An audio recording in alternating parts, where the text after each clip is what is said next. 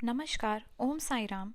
आज हम श्री साई सच्चरित्र के अध्याय 25 का पठन करेंगे, जिसमें निम्न वर्णित हैं। दामू अण्णा कासार अहमदनगर के रुई और अनाज के सौदे। दूसरा, आम्रलीला प्रार्थना। प्राकथन। जो अकारण ही सभी पर दया करते हैं तथा समस्त प्राणियों के जीवन व आश्रयदाता हैं, जो परब्रह्म के पूर्ण अवतार हैं, ऐसे अहेतुक दया सिंधु और महान योगीराज के चरणों में साष्टांग प्रणाम कर अब हम यह अध्याय प्रारंभ करते हैं। श्री साईं की जय हो। वे संत चूड़ामणि समस्त शुभ कार्यों के उद्गम स्थान और हमारे आत्माराम तथा भक्तों के आश्रयदाता हैं। हम उन साईनाथ की चरण वंदना करते हैं जिन्होंने अपने जीवन का अंतिम ध्येय प्राप्त कर लिया है। श्री साईं बाबा अनिर्वचनीय प्रेम स्वरूप हैं। हमें तो केवल उनके चरण कमलों में दृढ़ भक्ति ही रखनी चाहिए। जब भक्त का विश्वास दृढ़ और भक्ति परिपक्व हो जाती है तो उसका मनोरथ भी शीघ्र ही सफल हो जाता है। जब हेमांड पंथ को साईं सच्चरित्र तथा साईं लीलाओं के रचने की तीव्र उत्कंठा हुई, तब तो बाबा ने तुरंत ही वह पूर्ण कर दी। जब उन्होंने स्मृति पत्र, नोट्स इत्यादि रखने की आज्ञा हुई तो हेमाड पंथ में स्फूर्ति, बुद्धिमत्ता, शक्ति तथा कार्य करने की क्षमता स्वयं ही आ गई। वे कहते हैं कि मैं इस कार्य के सर्वदा अयोग्य होते हुए भी श्री साईं के शुभाशीर्वाद से इस कठिन कार्य को पूर्ण करने में समर्थ हो सका। फलस्वरूप यह ग्रंथ श्री साईं सच्चरित्र आप लोगों को उपलब्ध हो सका, जो एक निर्मल स्रोत या कांत्रमणि के ही सदृश है, जिसमें से सदैव साईं लीला रूपी अमृत झरा करता है, ताकि पाठकगण जी भरकर उसका पान करें।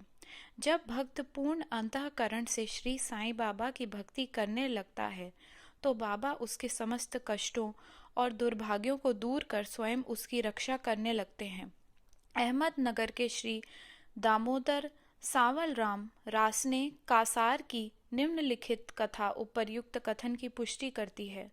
दामू अण्णा।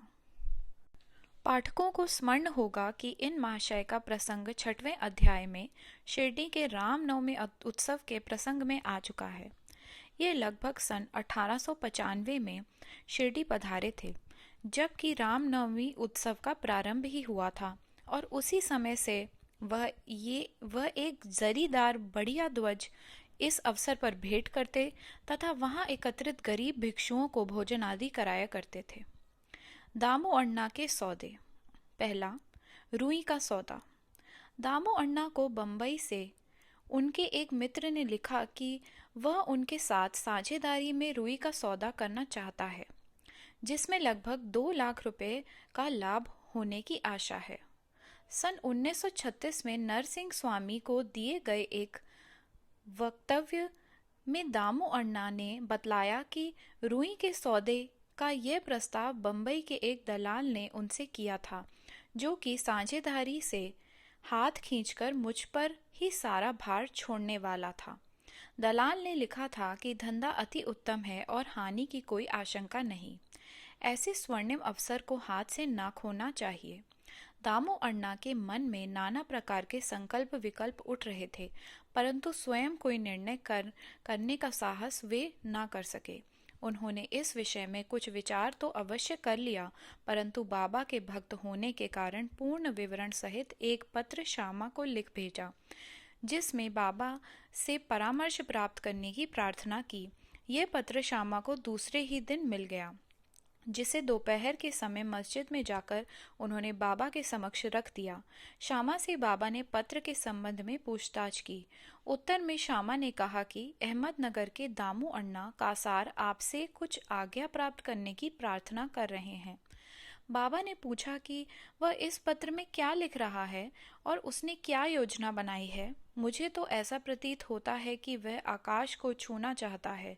उसे जो कुछ भी भगवत कृपा से प्राप्त है वह उससे संतुष्ट नहीं है। अच्छा, पत्र पढ़कर सुनाओ। श्यामा ने कहा, जो कुछ आपने अभी कहा वही तो पत्र में भी लिखा हुआ है।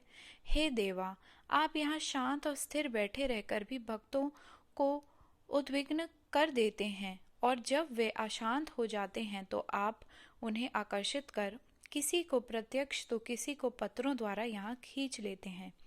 जब आपको पत्र का आशय विदित ही है तो फिर मुझे पत्र पढ़ने को क्यों विवश कर रहे हैं? बाबा कहने लगे कि श्यामा, तुम तो पत्र पढ़ो, मैं तो ऐसे ही अनाप शनाप बकता हूँ, मुझ पर कौन विश्वास करता है।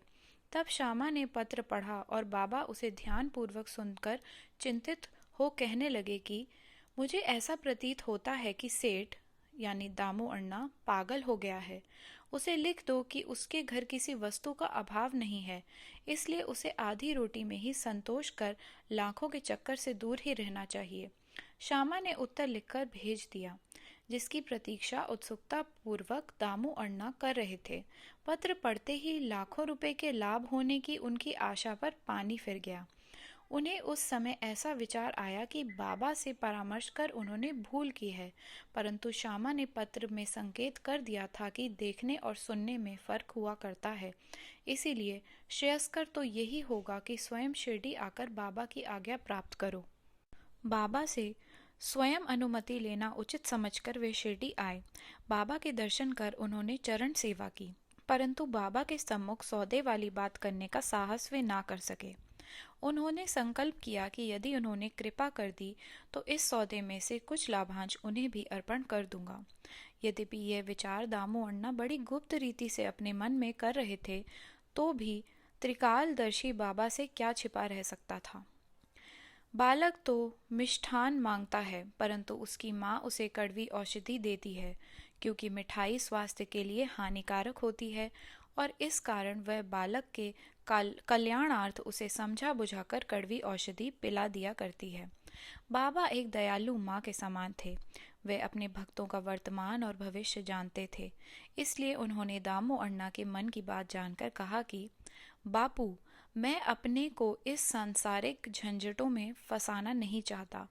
बाबा की अस्वीकृति जानकर दामू अण्णा ने यह विचार त्याग दिया। दूसरा, अनाज का सौदा। तब उन्होंने अनाज, गेहूं, चावल आदि अन्य वस्तुओं का धंधा आरंभ करने का विचार किया। बाबा ने इस विचार को भी समझ कर उनसे कहा कि तुम रुपये का 4 सेर खरीदोगे और 8 सेर को बेचोगे, इसलिए उन्हें इस धंधे का भी विचार त्यागना पड़ा। कुछ समय तक तो अनाजों का भाव चढ़ता ही गया और ऐसा प्रतीत होने लगा कि संभव है बाबा की भविष्यवाणी सत्य निकले, परंतु 2-1 मास के पश्चात ही सब स्थानों में पर्याप्त वृष्टि हुई, जिसके फलस्वरूप भाव अचानक ही गिर गए और जिन लोगों ने अनाज संग्रह कर लिया था उन्हें यथेष्ट हानि उठानी पड़ी। पर दामू अण्णा इस विपत्ति से बच गए। ये कहना व्यर्थ न होगा कि रुई का सौदा, जो कि उस दलाल ने अन्य व्यापारी की साझेदारी में किया था, उसमें उसे अधिक हानि हुई। बाबा ने उन्हें बड़ी विपत्तियों से बचा लिया है। ये देखकर दामू अण्णा का साईं चरणों में विश्वास दृढ़ हो गया और वे जीवन पर्यंत बाबा के सच्चे भक्त बने रहे। आम्रलीला। एक बार गोवा के एक मामलतदार ने, जिसका नाम राले था, लगभग 300 आमों का एक पार्सल श्यामा के नाम शिरडी भेजा। पार्सल खोलने पर प्रायः सभी आम अच्छे निकले। भक्तों में इनके वितरण का कार्य श्यामा को सौंपा गया। उनमें से बाबा ने 4 आम दामू अण्णा के लिए पृथक निकाल कर रख लिए। दामू अण्णा की 3 स्त्रियां थीं, परंतु अपने दिए हुए वक्तव्य में उन्होंने बतलाया कि उनकी केवल 2 ही स्त्रियां थीं। वे संतानहीन थे। इस कारण उन्होंने अनेक ज्योतिषियों से इसका समाधान कराया और स्वयं भी ज्योतिष शास्त्र का थोड़ा सा अध्ययन कर ज्ञात कर लिया कि जन्म कुंडली में एक पाप ग्रह के स्थित होने के कारण इस जीवन में उन्हें संतान का मुख देखने का कोई योग नहीं है। परंतु बाबा के प्रति तो उनकी अटल श्रद्धा थी। पार्सल मिलने के 2 घंटे पश्चात ही वे पूजनार्थ मस्जिद में आए। उन्हें देखकर बाबा कहने लगे कि लोग आमों के लिए चक्कर काट रहे हैं, परंतु ये 2 दामू के हैं। जिसके हैं उन्हीं को खाने दो और मरने दो। इन शब्दों को सुन दामू अण्णा के हृदय पर वज्राघात सा हुआ, परंतु मलसापति शिरडी के एक भक्त ने उन्हें समझाया कि इस मृत्यु शब्द का अर्थ अहंकार के विनाश से है और बाबा के चरणों की कृपा से तो वह आशीर्वाद स्वरूप हैं। तब वे आम खाने को तैयार हो गए। इस पर बाबा ने कहा कि वे तुम न खाओ, उन्हें अपनी छोटी स्त्री को खाने दो। इन आमों के प्रभाव से उसे 4 पुत्र और 4 पुत्रियां उत्पन्न होंगी। ये आज्ञा शिरोधार्य कर उन्होंने वे आम ले जाकर अपनी छोटी स्त्री को दिए। धन्य है श्री साईं बाबा की लीला, जिन्होंने भाग्य विधान पलट कर उन्हें संतान सुख दिया। बाबा की स्वेच्छा से दिए वचन सत्य हुए, ज्योतिषियों के नहीं। बाबा के जीवन काल में उनके शब्दों ने लोगों में अधिक विश्वास और महिमा स्थापित की, परंतु महान आश्चर्य है कि उनके समाधिस्थ होने के उपरांत भी उनका प्रभाव पूर्ववत ही है। बाबा ने कहा कि मुझ पर पूर्ण विश्वास रखो, यद्यपि मैं देह त्याग भी कर दूंगा, परंतु फिर भी मेरी अस्थियां आशा और विश्वास का संचार करती रहेंगी। केवल मैं ही नहीं, मेरी समाधि भी वार्तालाप करेगी, चलेगी, फिरेगी और उन्हें आशा का संदेश पहुंचाती रहेगी, जो अन्य भाव से मेरे शरणागत होंगे। निराश न होना कि मैं तुमसे विदा हो जाऊंगा। तुम सदैव मेरी अस्थियों को भक्तों के कल्याणार्थ ही चिंतित पाओगे। यदि मेरा निरंतर स्मरण और मुझ पर दृढ़ विश्वास रखोगे तो तुम्हें अधिक लाभ होगा। प्रार्थना। एक प्रार्थना कर हेमाड पंथ ये अध्याय समाप्त करते हैं। हे साईं सद्गुरु, हमारी आपसे प्रार्थना है कि आपके अभय चरणों की हमें कभी विस्मृति ना हो। आपके श्री चरण कभी भी हमारी दृष्टि से ओझल ना हो। हम इस जन्म मृत्यु के चक्र से इस संसार में अधिक दुखी हैं। अब दया कर इस चक्र से हमारा शीघ्र उद्धार कर दो। हमारी इंद्रियां जो विषय पदार्थों की ओर आकर्षित हो रही हैं, उनकी बाह्य प्रवृत्ति से रक्षा कर उन्हें अंतर्मुखी बनाकर हमें आत्मदर्शन के योग्य बना दो। जब तक हमारा इंद्रियों की बहिर्मुखी प्रवृत्ति और चंचल मन पर अंकुश नहीं है, तब तक आत्म साक्षात्कार की हमें कोई आशा नहीं है। हमारे पुत्र और मित्र कोई भी अंत में हमारे काम न आएंगे। हे साईं, हमारे तो एकमात्र तुम ही हो जो हमें मोक्ष और आनंद प्रदान करोगे। हे प्रभु, हमारी तर्क वितर्क तथा अन्य कुप्रवृत्तियों को नष्ट कर दो। हमारी जिह्वा सदैव तुम्हारे नाम स्मरण का स्वाद लेती रहे। हे साईं, हमारे अच्छे बुरे सब प्रकार के विचारों को नष्ट कर दो। प्रभु, कुछ ऐसा कर दो कि जिससे हमें अपने शरीर और गृह में आसक्ति ना रहे। हमारा अहंकार सर्वथा निर्मूल हो जाए और हमें एकमात्र तुम्हारे ही नाम की स्मृति बनी रहे तथा शेष सबका विस्मरण हो जाए।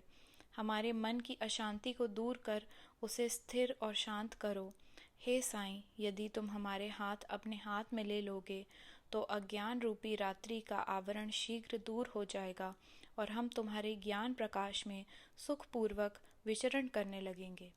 ये जो तुम्हारा लीलामृत पान करने का सौभाग्य हमें प्राप्त हुआ तथा जिसने हमें अखंड निद्रा से जागृत कर दिया है, यह तुम्हारी ही कृपा और हमारे गत जन्मों के शुभ कर्मों का ही फल है। विशेष इस संबंध में श्री दामो अन्ना के उपरोक्त कथन को उद्धृत किया जाता है, जो ध्यान देने योग्य है।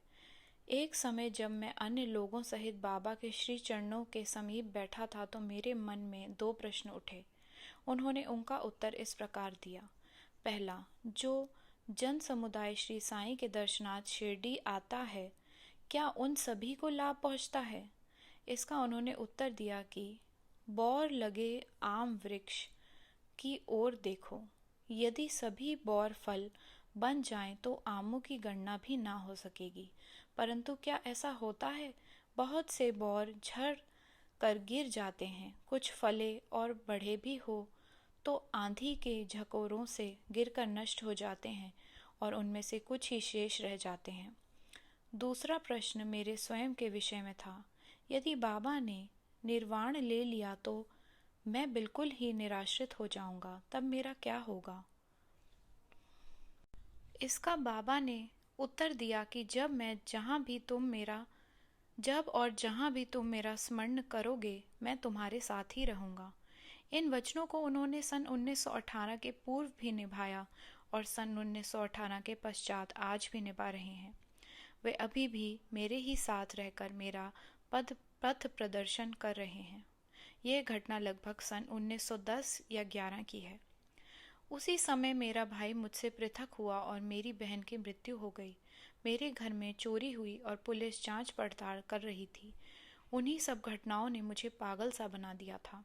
मेरी बहन का स्वर्गवास होने के कारण मेरे दुख का परावार न रहा और जब मैं बाबा की शरण गया तो उन्होंने अपने मधुर उपदेशों से मुझे सांत्वना देकर अन्ना कुलकर्णी के घर पूरन पोली खिलाई तथा मेरे मस्तक पर चंदन लगाया।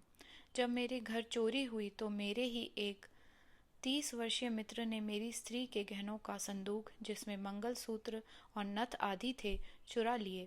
तब मैंने बाबा के चित्र के समक्ष रुदन किया और उसके दूसरे ही दिन वह व्यक्ति स्वयं गहनों का संदूक मुझे लौटाकर क्षमा प्रार्थना करने लगा। श्री सद्गुरु साईनाथ अर्पणमस्तु। शुभम भवतु।